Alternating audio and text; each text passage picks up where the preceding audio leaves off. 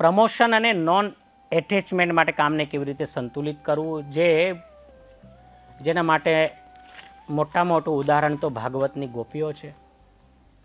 ભગવાનના આશ્રિતને માટે કોઈ જ વસ્તુ દુષ્કર નથી. ભગવાનના આશ્રિતના માટે ક્યારેય પણ કોઈ ભય રાખવાની જરૂર નથી. ભગવાને આપણને માનવ જન્મ આપ્યો છે, એ પ્રગતિ કરવા આપ્યો છે, આપણા ઉત્કર્ષ માટે આપ્યો છે. પછી એમાં બધા ઉત્કર્ષ આપી જાય, સ્પિરિચ્યુઅલી ઉત્કર્ષ, ફિઝિકલી ઉત્કર્ષ અને માઇન્ડલી ઉત્કર્ષ. માઇન્ડથી પણ આપણે સ્ટ્રોંગ હોવા જોઈએ, ફિઝિકલી પણ સ્ટ્રોંગ હોવા જોઈએ અને સ્પિરિચ્યુઅલથી પણ સ્ટ્રોંગ હોવા જોઈએ. અને એના માટે આપણે કોઈ જ પ્રકારની ભય ભાવના રાખવાની જરૂર જ નથી. આપણે કોઈ પણ કાર્યની અંદર લાઈક આપણે ભણીને એન્જિનિયર થયા પછી કોઈ સારી કંપનીમાં આપણે દાખલ થયા અને આપણને કોઈ એક ડેઝિગ્નેશન આપ્યું કે ભાઈ પ્રમુખ કે ચેરમેન. હવે એનાથી આપણે આગળ જવું છે તો આપણે મહેનત કરીએ, આપણે એના માટે ટાઈમ આપીએ, આના માટે આગળ વધીએ તો એનાથી આપણી ભક્તિને કોઈ પણ પ્રકારની ઇફેક્ટ થતી નથી. કારણ કે આપણે ભગવાનના આશ્રિત છીએ અને આપણે જે કંઈ કરીએ છીએ એમાં એવી જ ભાવના રાખો કે હું કાંઈ પણ કરું એ મારી ડ્યુટી છે અને મને આપેલા માનવ જીવનની સાર્થકતા માટે ભગવાને આ સંસારની રચના કરી. એ સંસારની રચનાની જે ટેકનિકલ પદ્ધતિ છે ભગવાનની, એ જાણવા માટે હું કામ કરી રહ્યો છું.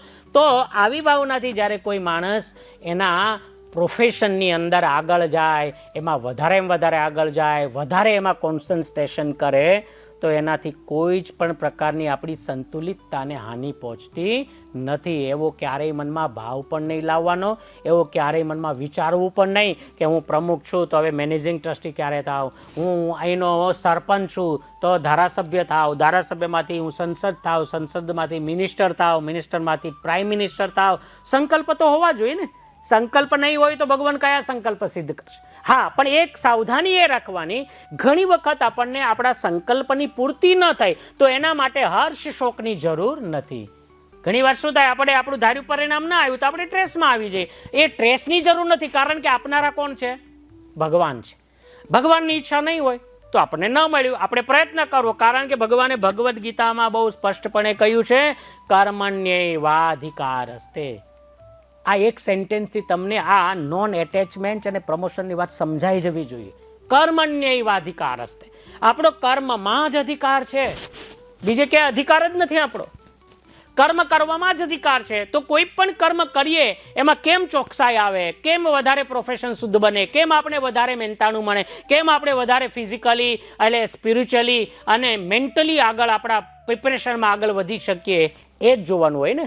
એમાં આપણે કર્મ કરવાનું છે. પણ મા ફલેશું કદાચન.